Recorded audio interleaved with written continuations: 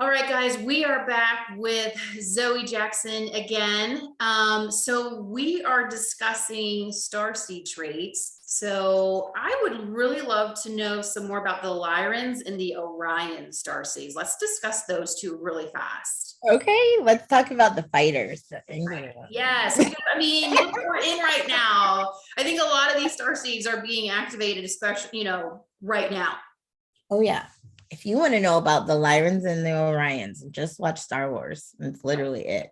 It's like the whole thing. It's like it's almost a mockery how like fact for fact that it is. I feel like I'm like always wondering, are these Hollywood guys tapped in? Is somebody like telling them? Are they channeling? I know James Cameron is channeling.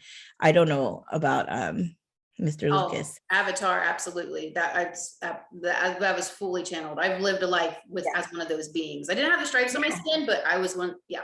Oh yeah, that was so I worked with this amazing star seed that does the special effects makeup for all of James Cameron's movies since Terminator. And so she has had this like experience of working with him. And she was like, he will disappear for 10 years between each movie. He'll just go into like meditative isolation for 10 years and he'll come out with these ideas, right? And like that he has to portray, and there's no artistic development. He is telling them, no, it looks like this, it has this, it's this tall, it has this hair, it speaks like this. He's doing the language, right? And then they make up the mock-ups based on what he says, and if it's wrong, he'll be like, nope, like no, it looks like this, it has eyes like this, it has stripes, like so he's channeling, he's seeing these beings and like absolutely, absolutely, yeah. And so many people have had like these experiences with beings that look just like that happened before the movie came out. So we know it's not like sometimes we just get these imprints in our consciousness because we saw a movie, but it's like no, he was totally tapped into a world that's available to so many people who channel like that. But so let's see. Orion, we can start with the Orion. So they are the original Orionids. So the ones that I've worked with the most have been from Mintanka and have been from Rigel. And then I guess the original people of those places have looked like, guess what we would call quote unquote Nordic. They kind of when we think of Nordic, when we think of like a Scandinavian being, it's very different from like the cosmic Nord, because it's like almost the blue doesn't happen on this planet. The blue of these people's eyes is like it just doesn't happen. It's like a cobalt that like you can't really explain. It's like almost like there's like a glow behind it, like if ice was glowing kind of, and they have like very, very sharp features. They could look kind of like what the elves in Lord of the Rings look like, these kind of like really tall, very pointed features. Just the iciest blue skin, the whitest hair. Those were the original ones that I saw on Rigel before it kind of got taken over by Grays. Mm-hmm.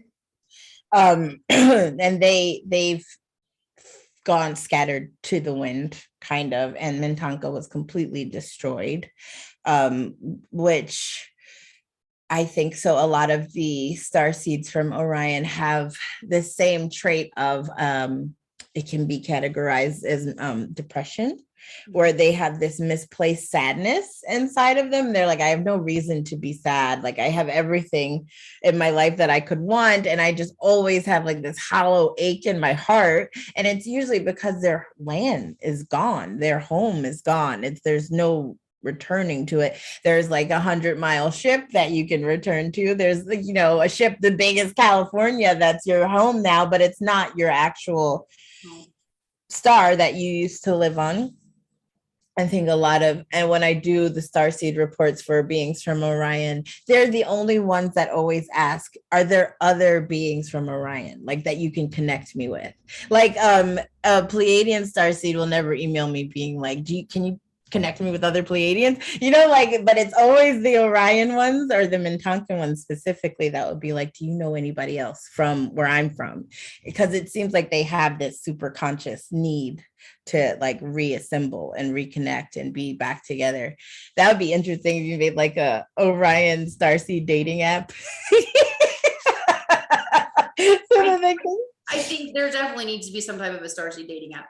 Oh God, yeah. But where are the guys? There's like a smidget of guys and like all the ladies. We're always first. Yeah, I know. Right? I know. If it was ever, We're doing a lot of divine feminine healing, but even though there's tons of masculine healing that needs to happen too, but you know, yeah. it's like that female voice is what's like really coming out first. Yeah, right it's happening first. And there are, oh God, don't get me in trouble because I'll get all the emails like, what are you talking about? I'm a male starseed. I know. There are tons of male starseeds, but it's always the majority is women, you know, like so I know they have more to battle against. We're allowed to kind of be quirky and different and weird, and like they have to appear a certain way, and you can't even express an emotion. And like, I think one of my clients' husbands, she caught her husband Googling what is spirituality. I thought that was so cute. I was like, he was like, what is it? Like, let me figure out what this stuff is. But okay, so let's get back on track. So the Orion Starseeds, what would be overarching characteristic of beings from Orion besides being sad? It's just besides being like, I miss my home. They are super target, like what would I call them? They'd be like a fire sign. Mm-hmm. They would be like the fire sign of the zodiac. They're focused. They have like this they're master of the Lyrans too. They're kind of masters of physicality. They're masters of manipulating this matrix to get what they want out of it. They're the ones that are always like, I've never really wanted for anything that I want to kind of get, you know, because they know on a super conscious level how this works. It's not really about working yourself to death. It's about attuning yourself to a frequency and figuring out how to get it. But the more so than the Orion beings, the Lyran beings are masters of this physical avatar. Like Lyrans, anything in physicality, they got it. Like they are the athletes, they're the dancers, they're the artists. If you want to do it with your hands and you're a Lyran, it's gonna happen. They're everything that like you can experience. Sorry about the siren. Everything that you can experience with the physical sense, they like take it to the max. So like the best smelling candles, the softest blankets, the most beautiful artwork, the most beautiful music, like everything that you can feel and sense through this human template, through this technology. A Lyran will take it like to the 11th degree, you know, like their house is like the home of a tourist. It's just so wonderful to be here. And like everything, huh? Lyrans are intense, and Lyrans are all about ceremonies. They love rituals and rituals, metaphysical. Oh God, yeah. So musical. Yep. And yes, the dancing. I've seen dancing movements while they're singing, and it's just the most beautiful movement that you can imagine. And their singing is incredible, and they take. I kind of joked I was going to do like a Galactic Ceremonies CD because they've come through and channeled some of their songs through me from their ceremonies. And but at the same time, you know, it's so interesting because they really do have that duality because they're so creative and have such beauty, but yet there is an intensity.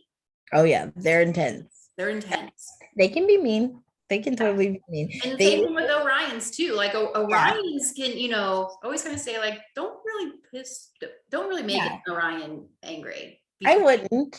They have this strong sense of like justice. They need to because of what's happened to them. And you know, so the things, even on a human level, the things that our ancestors have gone through have encrypted in our DNA, like all the potato famines, all the slavery, all the floods and everything, it's in our DNA. So if you've lived through centuries of war, you get this kind of like, don't F with them kind of, you know, in a way where like you think that this is a struggle, I've been through way worse, you know, this is nothing, this is cake. like oh, you think this is hell? Oh, I've been to hell. Yeah, like stop whining. that's totally an Orion vibe.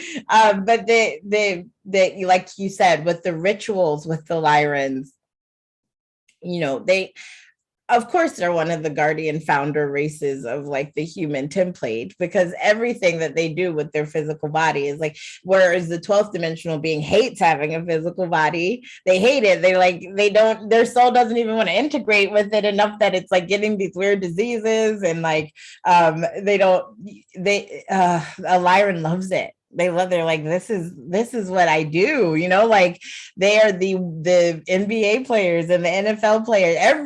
Every auric field I see playing basketball is a Lyran.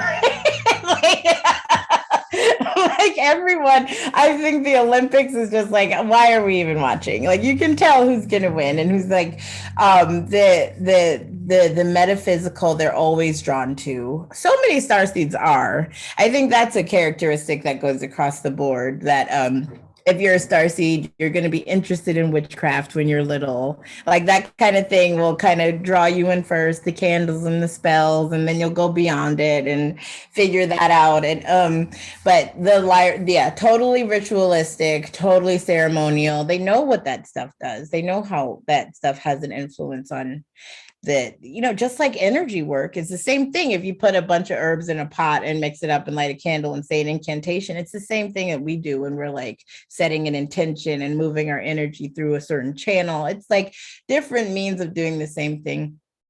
And the Lyrans also usually Lyran starseeds are very heavily drawn to Egypt.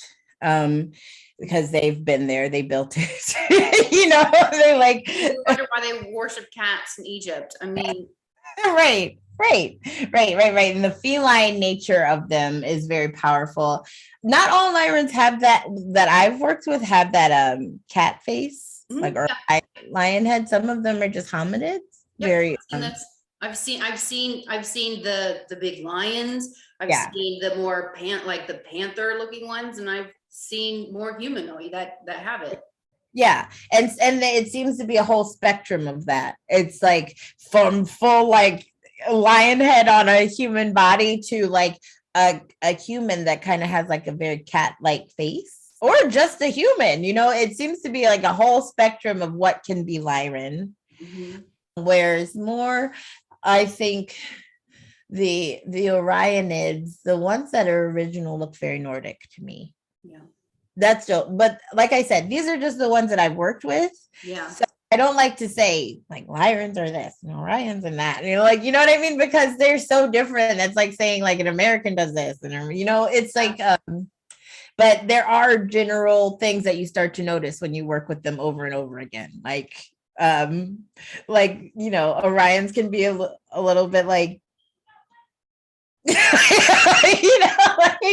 are you okay? Like, I don't know. You're not as when you work with some of the beings like the avians and the Pleiadians, there's this like love oozing out of them, and they're so happy and they're so joyful and jubilant to be there. And sometimes you get these beings that are just like, why am I talking to you? I know. Like, are you done yet? You're wasting my time. It'd be so much faster if I just talk to them instead of talking to you. I think there's a channel better somewhere else. I'm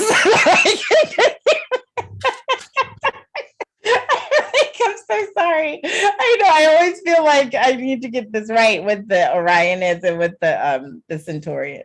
Yes, absolutely. I love them. Okay, so thank you so much for going over those two, and we're gonna go over a couple more in our last show.